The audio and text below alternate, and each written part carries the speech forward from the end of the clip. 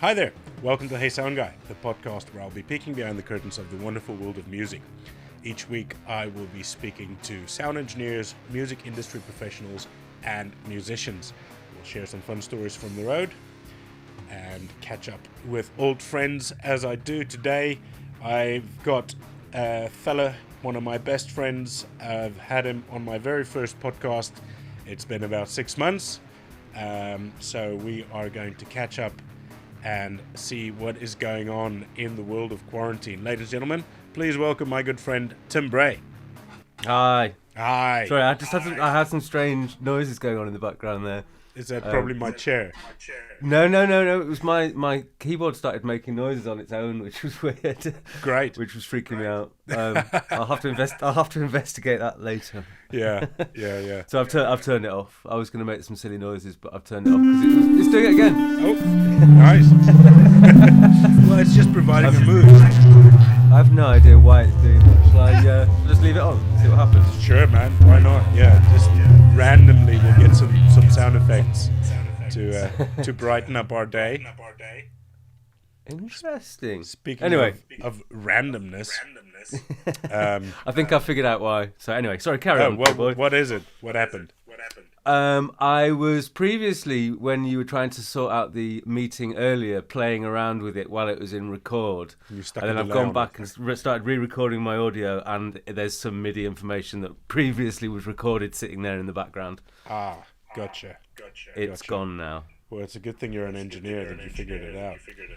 Well, I'm not really very good when it comes to synthesizing and what have you, MIDI programming. Yeah, I know. I'm terrible at these things. I should really be better as a sound engineer.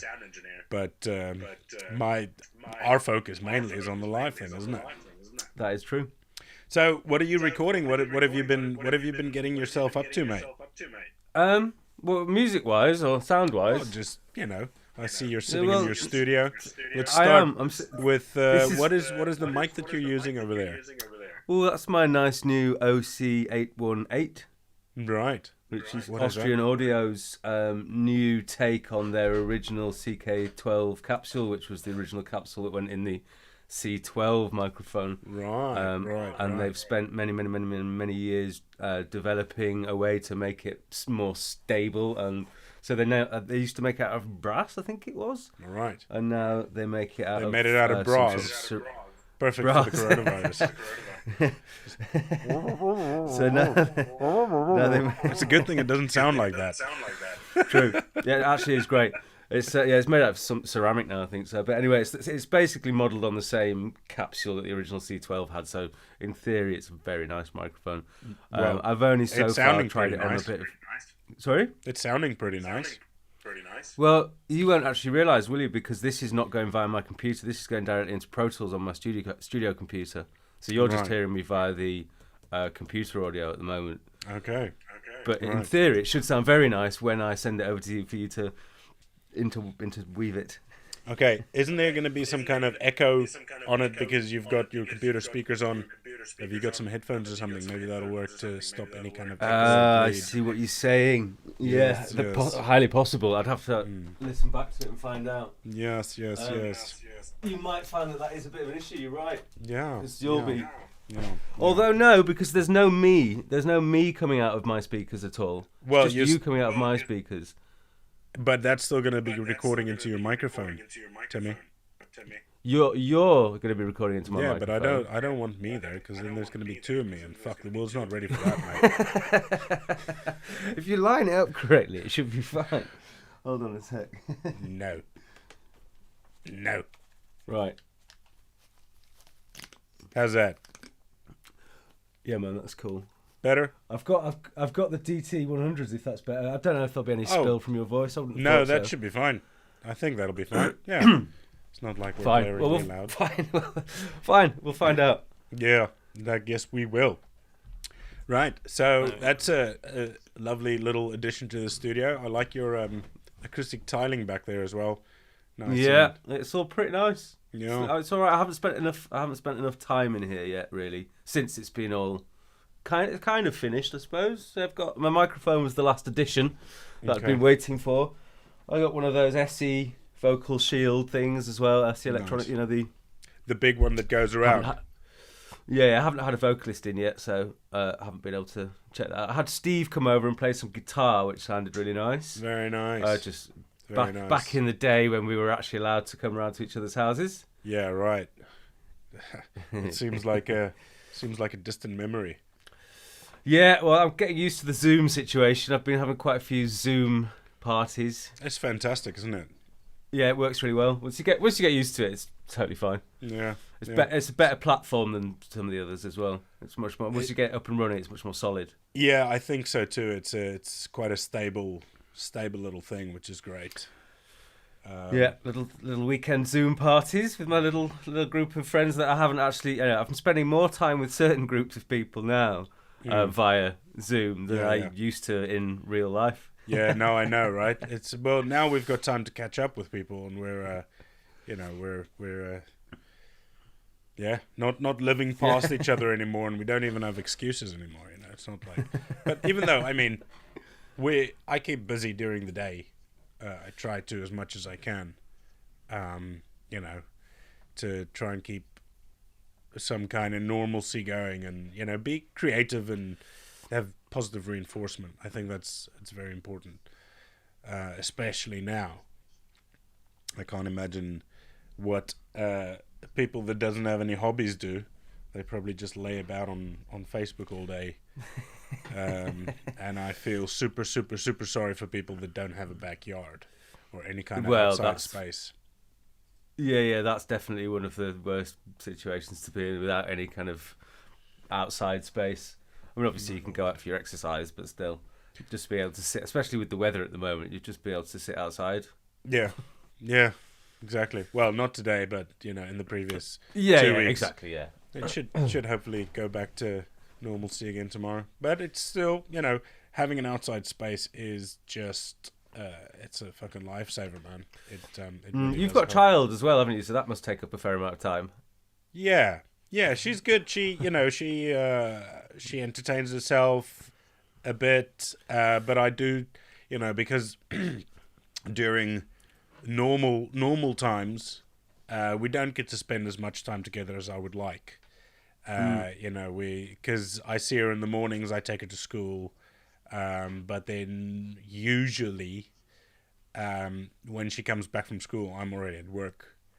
And then it's like a Skype call before bedtime, and the weekends are working, so it's kind of when a man's around, and now there's a lot of it, which is great. We're is she into music? Is she playing anything?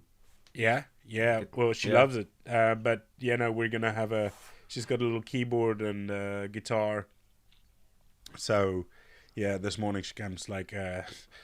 So I'm setting up our schedule for today.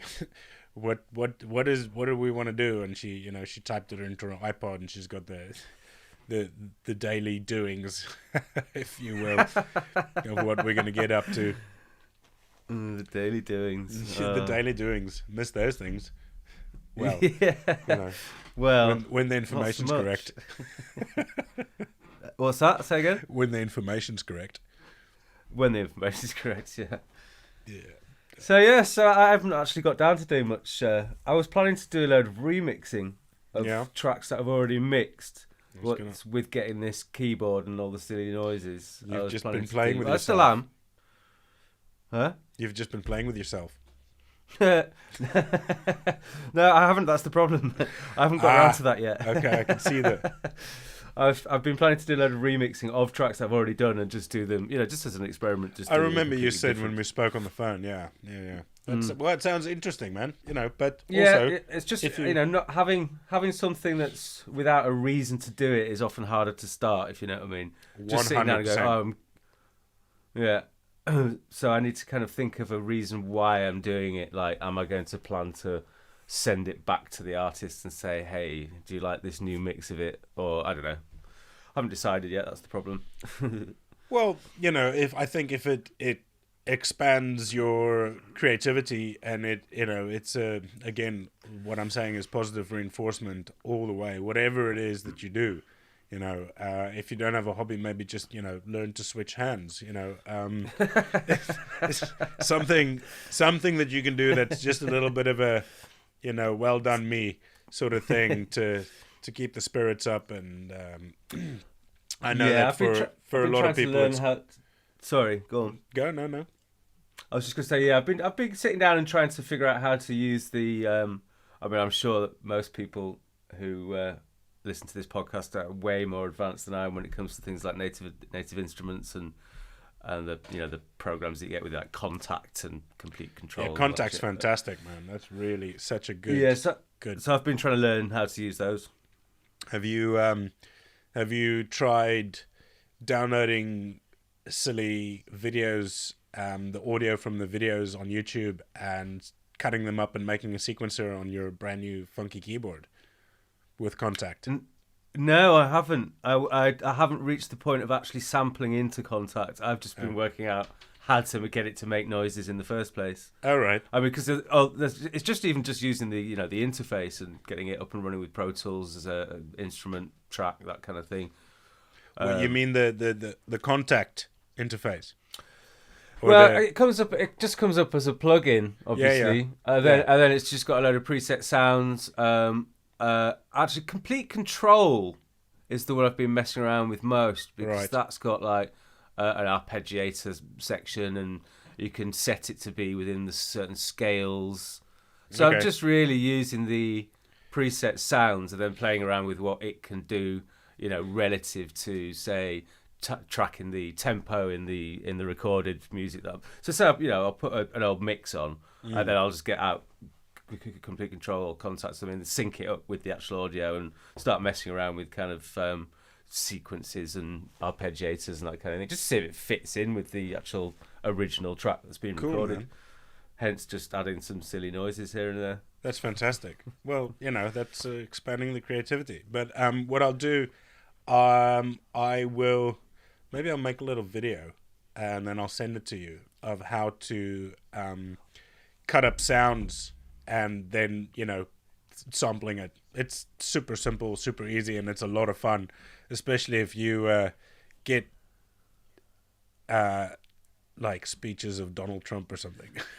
Yeah, okay, so it's all that stuff. It's really it's a lot of fun just messing around and seeing you could even record yourself doing the ABC song or something, and cut that up and just fuck around with it, just have some I'd like fun.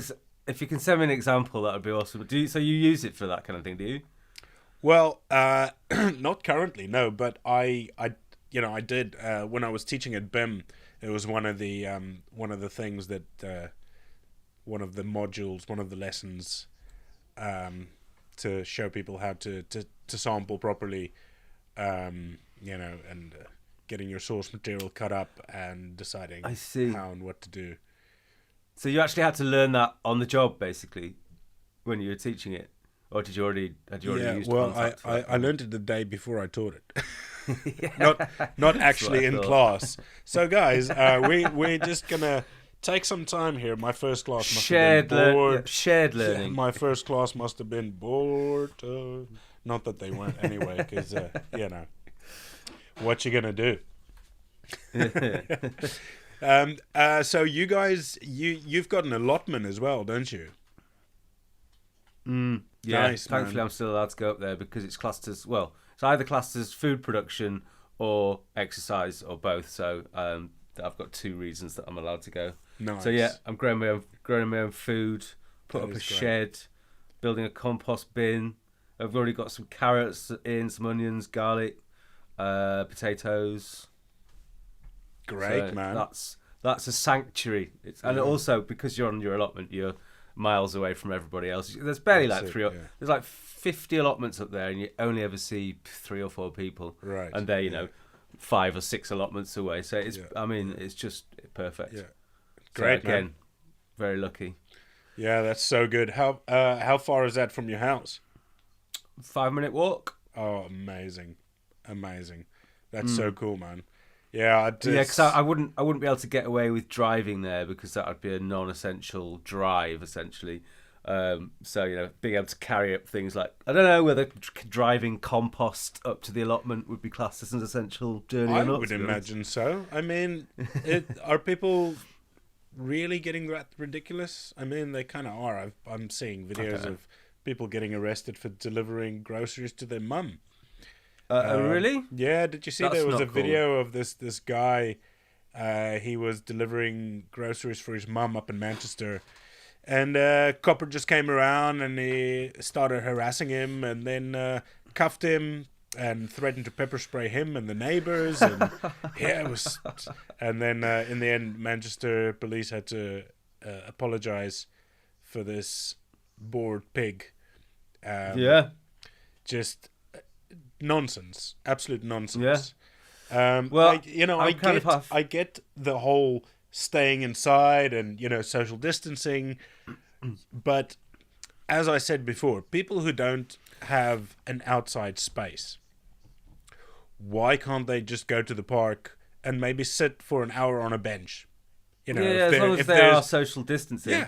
Yeah, like this woman in Richmond that got arrested for sitting on a bench by herself. It's ridiculous, really. It's so unnecessary. And then everybody gets it's funny how people react to it, because everybody gets like, fucking stay home, you stupid bitch, wow. And I don't understand why the anger. I get it. Don't have a fucking party, man. Right? Don't bring in like again last week, like Monday, about a week ago, I read that Manchester police force had broken up 640 parties in 4 days, and not just parties with DJs and like, super lighting and stuff. It's that's maybe taking it too far. Okay, don't do that. Don't be a dick. But going to sit on a fucking park bench by yourself to watch the sun go down, I don't think that is reason to be arrested. Or delivering groceries to your mum, things like that. I really think that's unnecessary. Funnily enough, that's a bit weird, because this NHS volunteer responding that I'm doing, basically you get an application on your phone, you switch it on to on duty, then you get a message with a phone number for some old person down the street. You give them a call, you say, "Hi, I'm Tim, I'm a volunteer responder, I've just got your message, what can I do to help?" And it'll be either going shopping for them, which is no different than going shopping for your elderly neighbour, or it'll be going to collect medication from a pharmacy, that kind of thing. So, that's an official act of of essential duties that you're asked to do on this NHS responder thing. So why then they would arrest somebody who's just doing that unofficially? Right. It's still an essential situation. Anyway, I'm expecting to get pulled over today, actually. I've got to go and get my mum, who's been stuck in South Africa for... Well, you got the papers, mate. You've got all the legal... Oh, yeah, I've got a copy of a letter from the High Commissioner, but then also, because my mum's 76 and she's only just getting back in after being, locked down in South Africa for 3 weeks, I'm going to drive her to her house, which is up north in Leeds, rather than putting her on a train. So that could go either way. We'll see. I'm going to carry documents with me and expect to get stopped at some point. I really just hope that common sense would just prevail a little bit. Bit of common sense, exactly. It's going a little bit too far, in the sense of total control. But it's people against people. That's the thing. They're trying to encourage people to turn against each other, and that way, whenever the government makes a decision, it's fucking 1984, mate. Because the people wanted it. Huh? It's 1984, mate. Yeah. It's the thing is, Tati, she's on furlough from the nursery, right? Okay. And cool. Because they're running like a skeleton crew there, but as it goes with teachers, they kind of get attached to their children as well, and so they'd organized for the teachers who are on furlough to once or twice a week do circle time with the kids. Just a fun activity, and it's a Zoom thing as well, right? Okay. So there's maximum 10 kids on there. the kids who are staying home that aren't in the nursery setting, because those who are there, who go there, the children of key workers, etc., they've got the teachers there to look after them. But the other ones who are home, 2, 3, 4-year-old children, they get bored as well. And to have something like that is a good thing. So they did it twice. And then apparently they had to stop because the government was going to stop their furlough pay because it's deemed as working. Because they're working. Yeah. Yeah. Right? That's bizarre. How did they even find out about that? You see? They're probably watching this as well, mate. It's it's ridiculous. It's fucking ridiculous, really. And it's her volunteering her time. Plus, now she's on holiday officially because she's a term-time worker only. So whatever she's doing with her time has got absolutely zero and fuck all to do with the government, right? Trying to bring some light. It's an uplifting thing. It's a positive thing for the community, for the children. The fucking children. These. Anyway, it's I don't know. It's fucking ridiculous. It's getting out of hand just a little bit with the total control. I don't know where it's going to go, but looking at people's reactions, and the majority of the time people are good and they're supportive and they're loving and it's all fucking kumbaya around the fucking campfire. But as soon as somebody steps out of line, then you see an anger that arises. It's just like, whoa, okay. Yeah. I don't know what to do about that, to be honest. No, I mean, there's not much we can do, really, sitting at home right now. But other than... I want to know what's going to happen with when we get back to... Well, when gigs start up again. For example, say Ronnie Scott's, when they do start testing the whole relaxing and reopening and that kind of thing, are they going to limit the numbers of people that go in there to start with, to try and have them more spread around, or are they going to just go back to normal and hope for the best? And I don't know. It's going to be interesting to see how they kind of phase the reopening of venues and restaurants, and see, ideally, hopefully, they haven't all gone bust. But poor Boysdale must be on the brink of going bust if it can't afford to pay its fucking sound engineers from February. Yeah. Poor guys. I mean, really. It must be hard living in a castle somewhere. Got to keep the moat clean, and you got a new Black Bay, the Black Knight. You seen that Family Guy episode? Which one's that? Where Peter digs a moat around the house, and Lewis starts complaining. He's like, why did you dig a moat around the house? Because he's on the motorboat, towing the kids around and around. And he's like, well, it's to have fun, and also it keeps the Black Knight at bay. And there's just the Black Knight standing there, doesn't know where to go. He needs to get past the moat. I fucking love that show, man. So was that because you did the live stream for that Ashley Henry gig at Ronnie's, didn't you? Yeah. Yeah, okay. Well, I wonder why they didn't carry on and do more of those, apart from the fact that you're not allowed out of the house. But that night was basically the end. The next morning, lockdown started. Oh, okay. Right. Yeah. I wonder if they're planning to do more of those when it's relaxed a bit. I would certainly hope so. I really do. I think it was such a huge success. Something like 80,000 viewers. Yeah, and some donations as well. Yeah, plenty of donations. I think I'm not exactly sure about the figures, but they did very well for essentially a 75-minute gig. And I think they probably did better than they would have done. And yeah, I think it's a great thing, and it's a positive thing. And people are doing a lot of these sort of virtual choirs, which are gaining traction. Have you seen any of those? No, but I can imagine. Yeah, it's great. Good mate of mine who I've interviewed 2 weeks ago. His podcast will be coming out, I think, tomorrow. Ed Blunt, amazing keyboard player.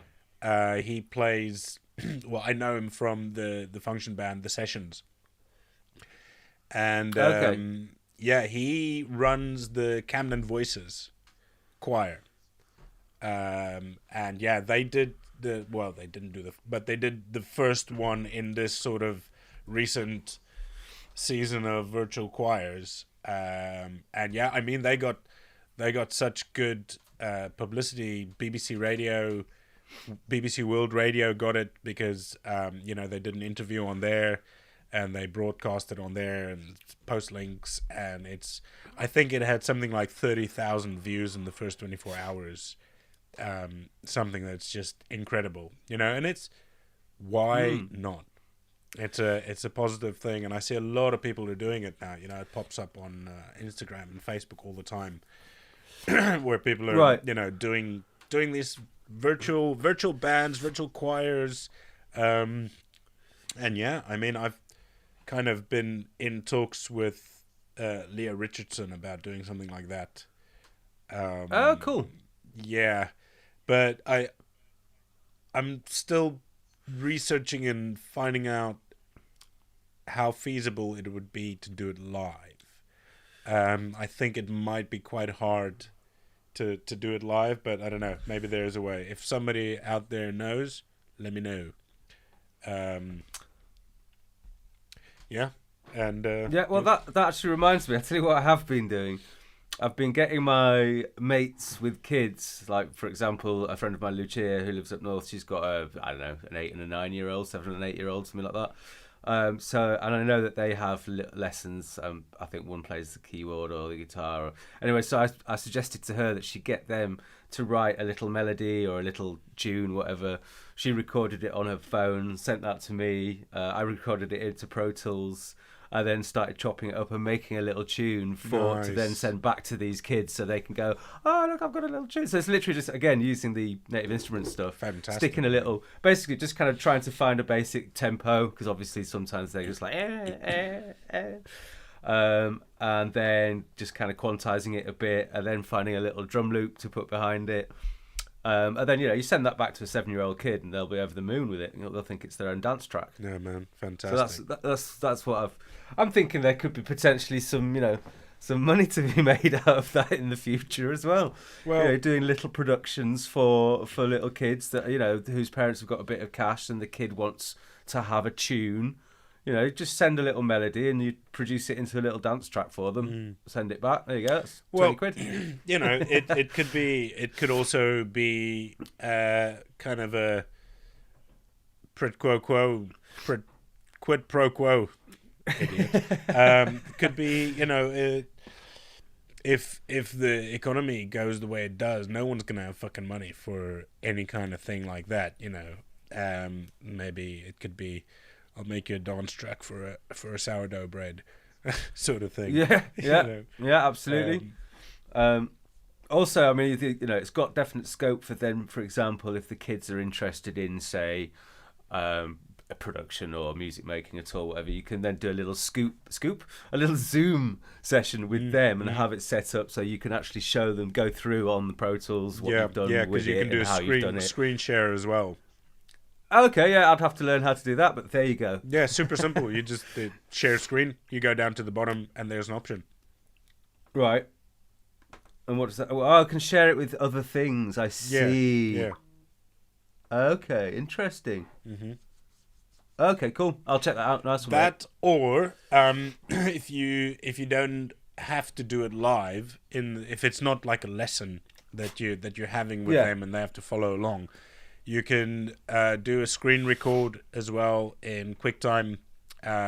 Do it, and you can have your camera as well, so you can have a commentary, or you can do the commentary with you.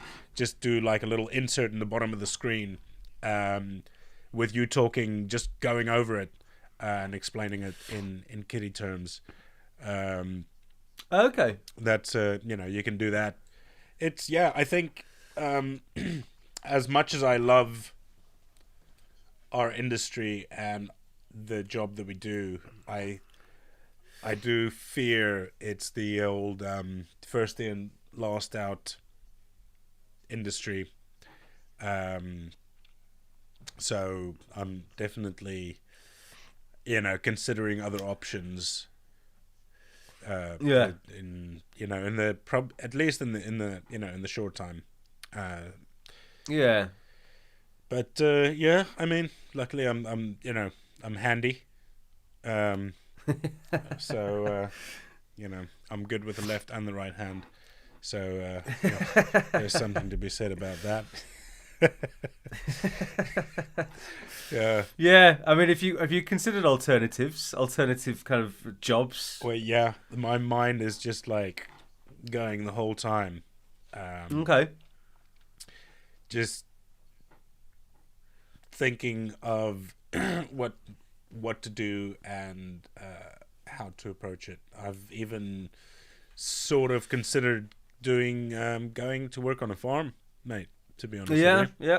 Yeah. I've considered the old vegetable picking because that's going to be a potential issue. It's gonna be 100%. But I'm thinking more sort of kind of long term. Okay. Sort of, because who knows when this thing's gonna come back on its feet, when it's gonna come back. Yeah, exactly. Yeah, I do.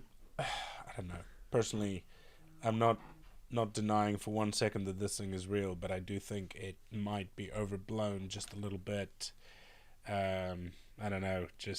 And also, like I said, the way that it's going with people being arrested for sitting on a bench, it's just like, this is the line, and we're here now. It's getting fucking ridiculous, and people getting ridiculed. Like I said, there's a lot of anger out there, which people just need to chill the fuck out. Yeah. But hey, youth. Yeah, unfortunately, it also means that there's no kind of current stories for us, in terms of like what's been going on at this venue, what's been happening at that gig. Well, touring it's been 6 months since since we had our first one. So there's a few things that's happened. You've done a few gigs and you've been away for a bit. So tell us a little bit about maybe something that you've done sort of around December, January, before the time of Corona. I did a tour with Kurt Elling, right? American vocalist. Kurt Elling, don't you? I do, yeah. Yeah. That was it was surprisingly hard work for a guy who's... Trio quartet, isn't it? Sorry? Trio quartet? No, it was a quintet. Okay. But it was 19 days. Was it 19? Yeah, we were out for 19 days, and there was... No, sorry, I lied. We were out for 14 days. There was 12 gigs. On those 2 days off, they were 9-hour travel days, and every day that we had gigs, there was at least one flight, if not 2 flights. So it was really, really quite hard work. I've never done a tour where it's back-to-back gigs for almost 2 weeks, where every day you're flying once, if not twice. Fucking hell, mate. So I'm surprised that he managed it, and he was obviously singing every night as well. I mean, I was getting pretty ill by the end of it. Fucking hell, that's incredible. Like, where did you go? Was it a European tour? Yeah, it was European. It was like the Netherlands, Germany, Austria, Estonia, Romania, I think, Norway, Sweden, Denmark. So, for example, like there was quite a lot of flights during the period of going between. I think we went from the Netherlands to Sweden. I think that was a flight, and then from Sweden over to Oslo, and then from Oslo flew to Trondheim. So we were flying everywhere in between all the gigs, just because there wouldn't have been enough time to drive there, I guess. Yeah, right, right. Even getting from Oslo to Trondheim is probably an 8-hour drive. It's a bit of a drive, yeah. Yeah. Well, I suppose in this case, the best thing to do is get a nightliner, but yeah, who's got money for that shit nowadays? Yeah, exactly. I think that probably it would have worked. Well, I don't know whether it's because it just worked out more expensive. It would have worked out more expensive, or whether he's too old to want to sleep on a bus. Okay, Well, yeah, because he's not a young whippersnapper. I mean, I don't know how old he is. He's not old, but his band are the kind of guys that I can't imagine would really enjoy sleeping on a bus together. Okay. I think they'd rather have less sleep and have it in their own room in a hotel. Fair enough. But who knows? Who knows? I haven't really seen much Nightliner touring going on these days. I mean, I'm sure it happens, obviously, but I'm sure I haven't seen Nightliners in the last year on the roads as much as I used to. But maybe I'm just not looking out for them as much. Yeah. No, I know. I wonder if it's a sort of a dying way of doing it. Which, yeah. I think it happens quite a lot still in America. But maybe it would make sense with a bigger production, sort of, But then again, you're going to be so cramped on top of each other. But I suppose it's a budget thing.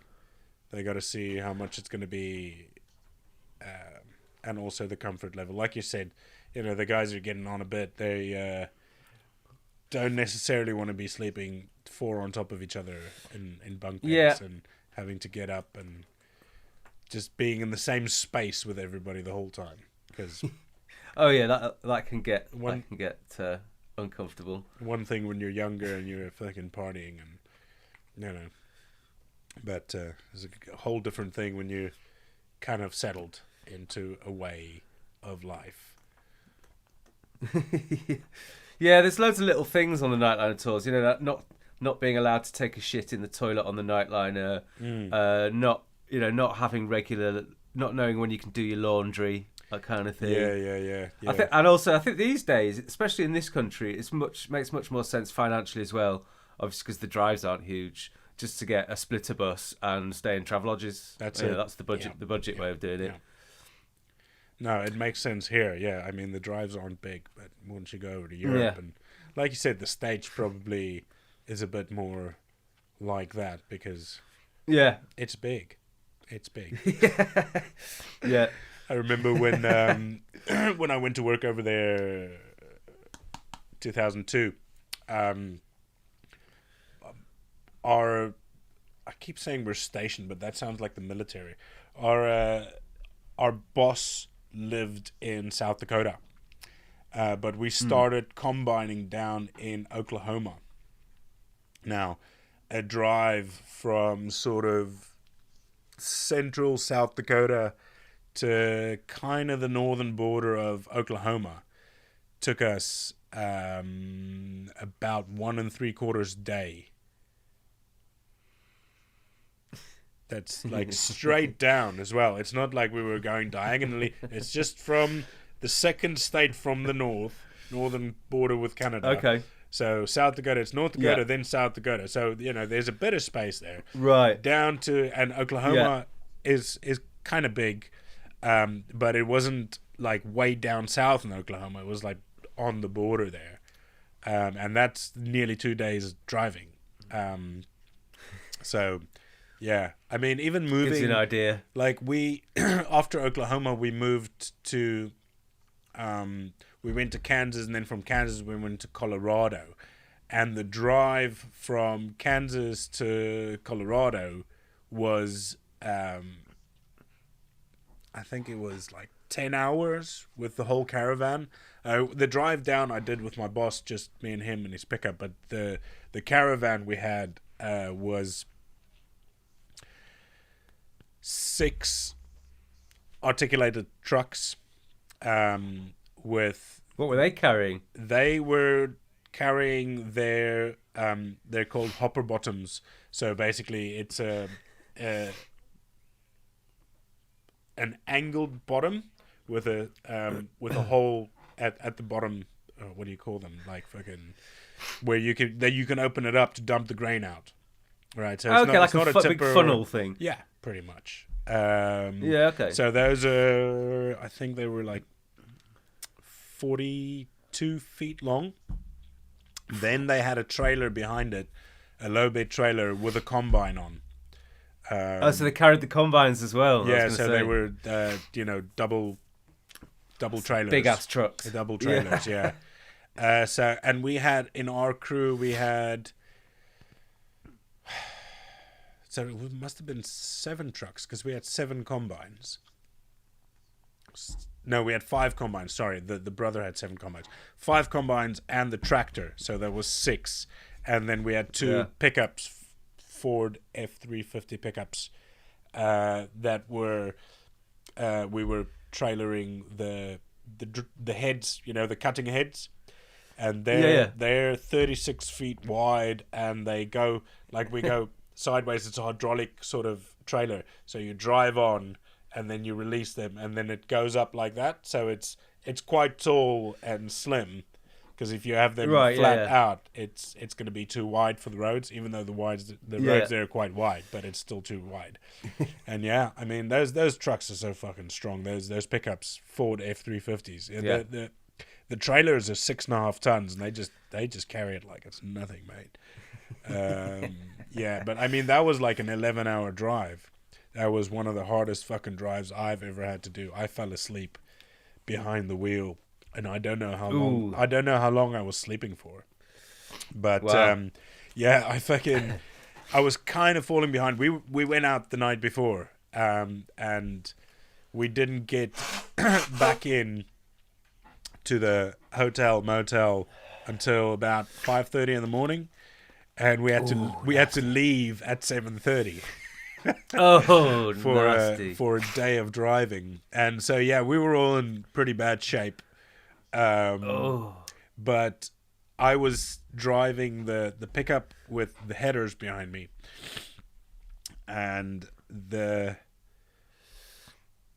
owner's son had power washed the pickup, because before we drove from one place to the next, we would go and wash all the gear, all the stuff that goes into the fields. So you don't want any cross contamination, you don't want any cross pollination, you don't want any of these sorts of things, and also you don't want to be driving a muddy fucking pickup down the road. The boss had a thing about things needed to be shiny and sparkly. Anyway, so what had happened is, as he was washing the front with the power spray, he blew it into the front, and all those little, the radiators made up all these metal aluminium fins, right? And they all blew shut. Yeah. So the radiator, the only way to drive this pickup without it overheating would be to have the heater on full and have the windows open. And this is summertime in it was July in Colorado. It was fucking boiling, mate. It was so hot. Now I got to drive with the heater on and all 4 windows open, because it's a double cab, right? And I'm just like, I'm sweating. I'm in my fucking underwear, right? Because I'm just running down with sweat. It's incredibly just stupid, and I'm tired. I'm like, oh fuck, and I'm falling a little bit behind. I was kind of sort of trying to not push the pickup too hard, because if I overheat, then that'd be that. Then I got to stop, and the whole caravan's got to stop, or they're going to fucking keep going, as they actually did, assholes. So I was falling behind, and I'm on the CB radio. I'm like, guys, listen, I'm falling a little bit behind. They're like, oh yeah, just step on it a little bit. You'll catch up with us. We're about 3/4 of a mile in front of you. I'm like, all right, okay, all right. So I popped my Kill 'Em All CD in, and I put that on Metallica, like full blast, mate. I got to stay awake somehow, because even in the heat, with more heat blowing in your face, and even the wind coming out from outside isn't cold air, and you're tired as well. And I'm just fucking sitting there fishing. Anyway, I was going about 55 miles an hour. Put the CD in. I put my fucking foot down, right?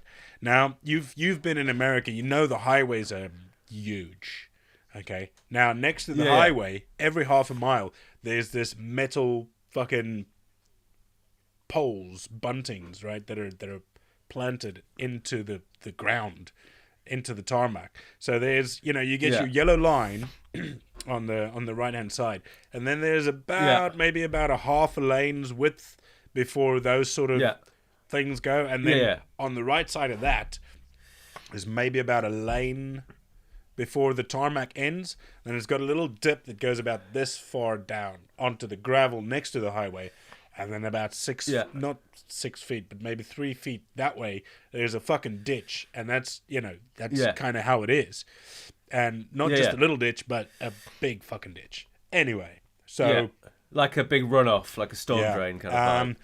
And I woke up from the pickup being like thrown around a little bit, so I'd gone through these buntings somewhere off the highway. I was on the right side. My right hand tires were off the tarmac and on that little bit before the ditch, and this trailer was fucking going like this behind me. I was driving 78 miles an hour.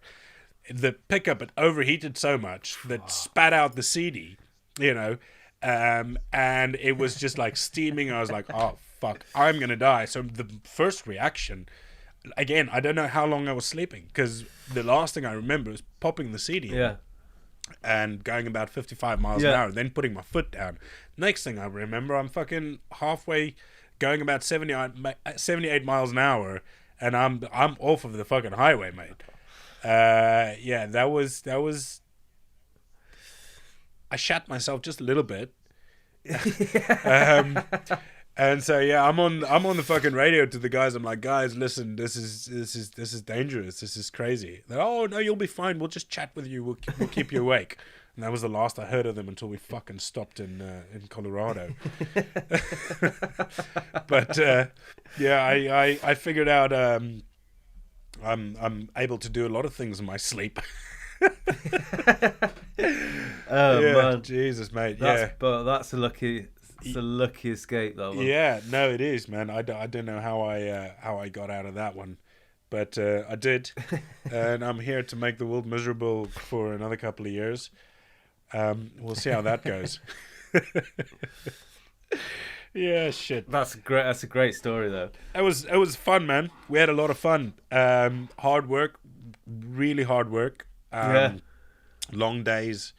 I think mentally more hard work than physically, because you're alone in the combine all day, every day. If the sun's shining, you're out cutting, and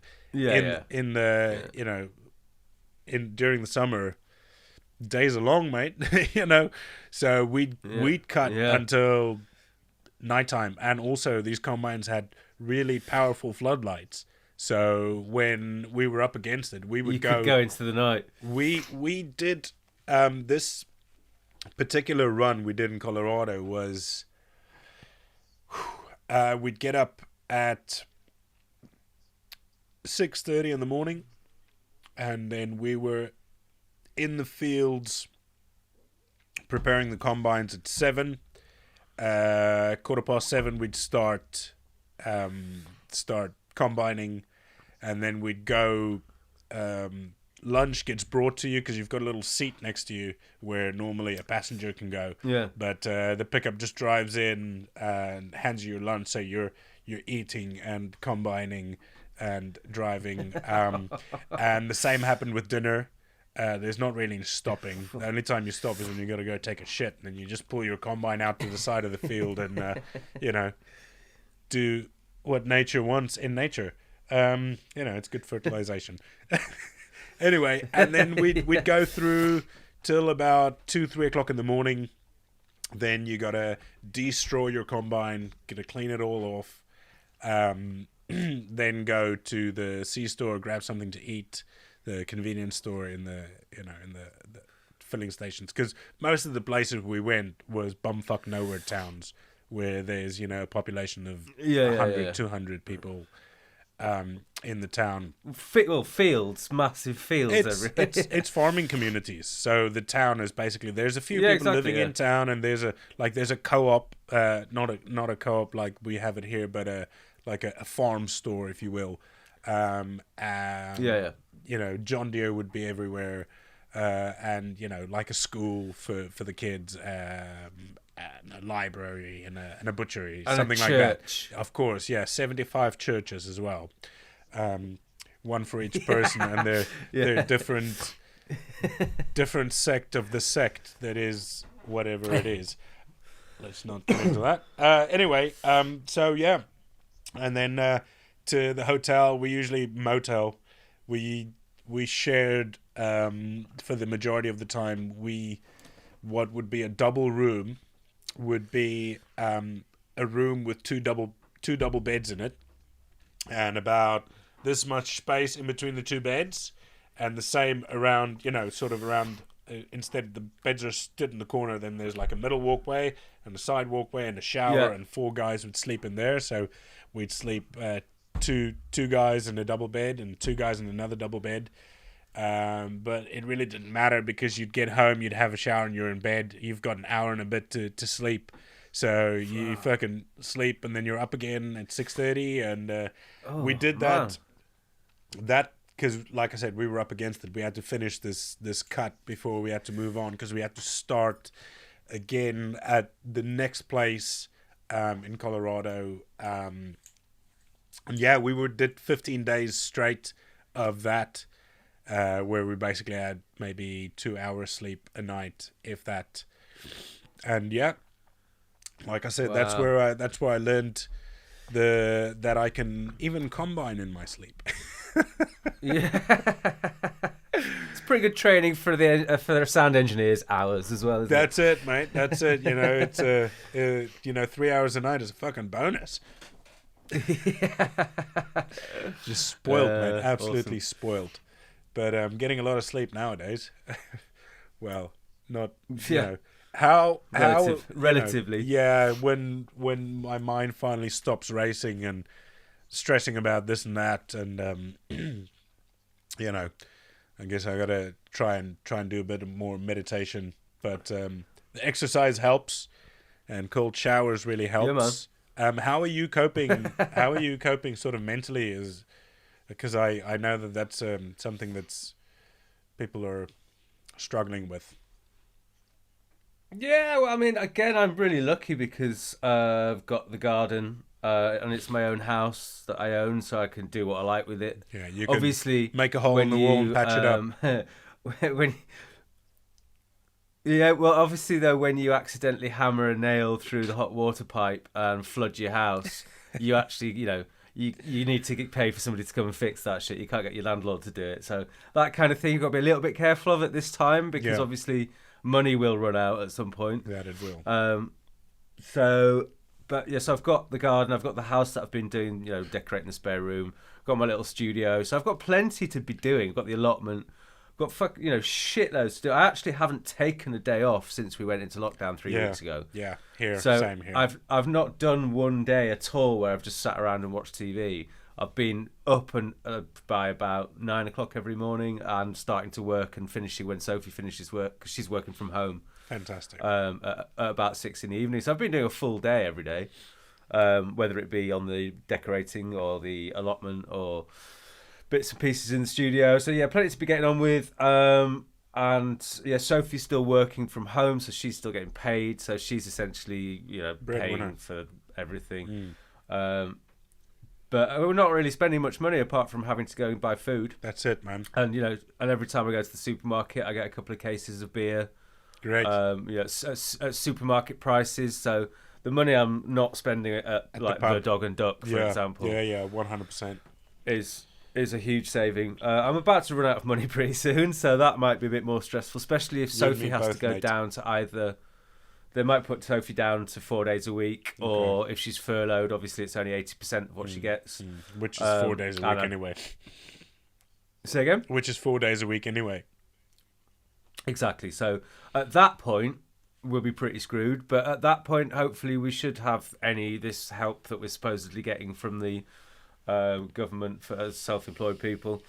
I don't know. So, but as I say, I've got so much to be doing that doesn't require me to spend money, and even all the work that I'm doing on the allotment, give it a few months, and I'll be able to start eating some of the stuff from there. Obviously, it's not going to be my complete diet. But have a look on my Facebook page. I shared a video of greens that you can plant and harvest within 30 days. Right. Okay. Cool. So give that a look. I mean, it's a lot of these things. They're basically cutting the greens off seedlings.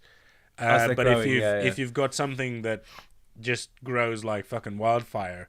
Within a couple of days, you can have something to make a salad with, or cutting down young lettuce, eating the stems and the foliage of peas, and these sorts of things. So if I'll check it out. Shit hits the fan, at least within a couple of days you'll be able to have a salad. Yeah. Awesome. I mean, yeah, it's I doubt it'll reach the point where I'd consider eating my own cats, but Well, squirrel's quite tasty, so have at that. I suppose so. Yeah, squirrel's quite tasty, and there's rabbits running around, and I might have to go Robin Hood here, to be honest with you, mate. I was just going to say, I don't really have a good squirrel hunting method at the moment. Well, just make yourself a slingshot. Yeah, exactly. Yeah, and then practice every day. You gotta shoot the squirrel and not the neighbor's window. Yeah. So as I say, I've got plenty to be go. I'm being able to go to the allotment. That for my. I mean, I've been using that as a kind of meditation space for ever since I've had it. That's great, just going up and doing some digging. There's something about working with soil, working the land. Yeah. Yeah. So that for me is just keeping me completely sane. And as I say, Sophie's working from home, so I'm just like, all right, I'm off up the allotment. I'll see you later. Fantastic. Nice. I can literally get. Gives you guys a welcome break as well. What's that? Gives you guys a welcome break as well.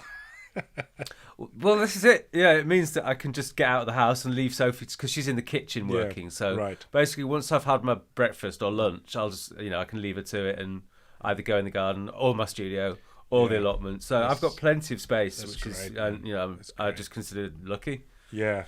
No, I 100%, man. I can't tell you how happy and how fortunate we are for having outside spaces. Honestly, I feel so sorry for people who don't have that, and I think it must be hard to. Which is why I've got to protect. Yeah, which is why we've got to protect the the right to go out and be able to get exercise outside, and just don't be a fucking idiot. And keep your distance to be sensible. And there's no reason why people can't just go for a walk in the park. Yeah. Well, I mean, obviously, unfortunately, there are the idiots out there, but they've always been there. And don't punish everybody because a few people are being idiots. And well, this is the problem. This is another tool that the government will use to make it all as though it's people against people, and they haven't actually done it. All they've done is listen to the people and give the people what they want. So if they decide to stop people going outside of their houses at all, they'll say, "Oh, it was those people that kept going out. It was their fault." To be honest with you, that would be such a hard thing to police. It would be. Plus, we'd riot. Plus, most people would. At that point, you'd fucking riot if you were told you couldn't actually go outside. Yeah. Because you need to go and get your food. You need to. People who, and the majority of people are the people without the fucking gardens and what have you. So there would be complete rioting at that point. So they can't risk, actually telling us to not go outside. I mean, it's such a. Oh, I hope. It's such an unprecedented thing. It's such a thing. It's fucking never happened. This whole situation that we're in. It's never happened. So we're in the infant stages of dealing with it, as individuals, but also as a community and as a society, and because the government doesn't know what the fuck they're doing, but in terms of people being, like I said, they just get so aggressive, and they just get without really thinking. And a lot of the times, the people that I see throwing their toys out the cot are middle class and upper middle class cunts who's got a fucking backyard and who's got something, and they don't understand. They're unable to see somebody else's perspective and understand, or try to understand, what is it like for a person to be stuck inside their house on the 17th fucking in a high-rise flat, right? Yeah, for going into the 4th week now, and they're saying June, right? just if everybody can just calm we're the meant to fuck be getting down, you know, and be more compassionate. I think we're moving in the right direction with people being compassionate, but I also see a lot of virtue signaling in the compassion.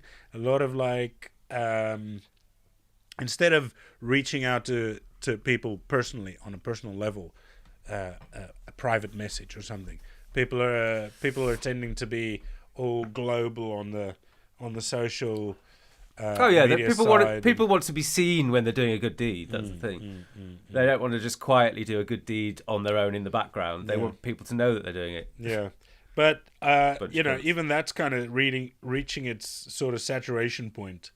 I don't know. For me, anyway, I very rarely go onto social media nowadays. Anyway, every now and then I post something about what I do and. I'm trying to lift people's spirits up and like, you know, you can do this too.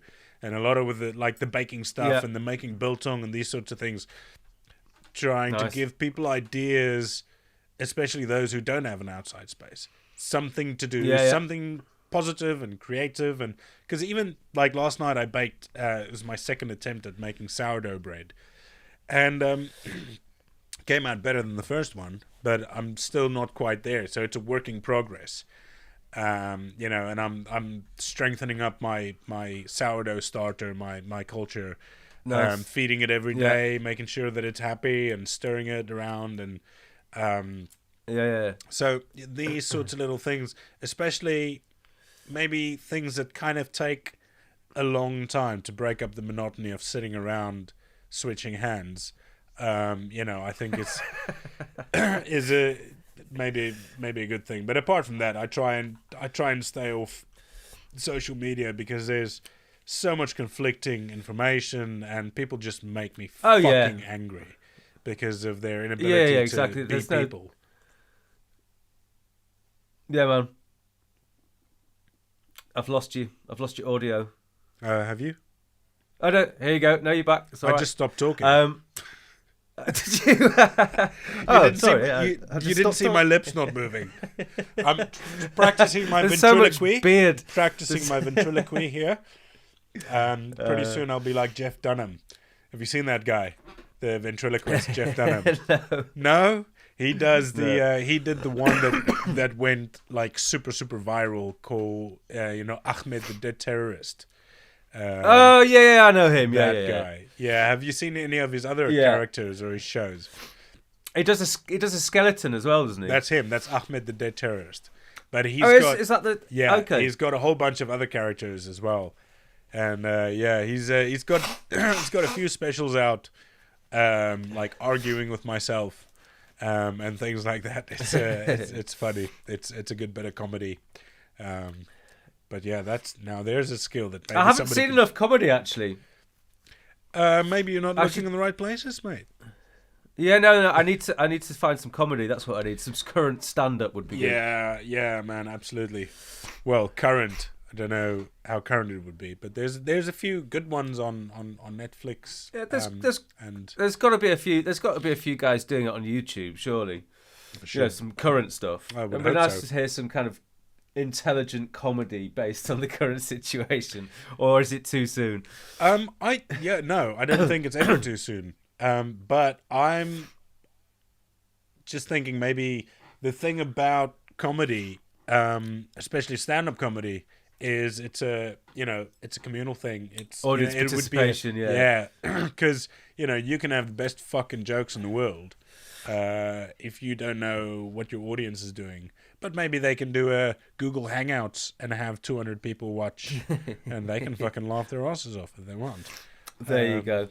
So on that note, T, I'm going to have to sign off pretty soon, my man. It's all good, mate. I've got a full day of shit to get done before my mum comes, a full shit including kind of sterilising the house and cleaning the house and all that shit. Well, good luck with that, mate. And thanks, mate.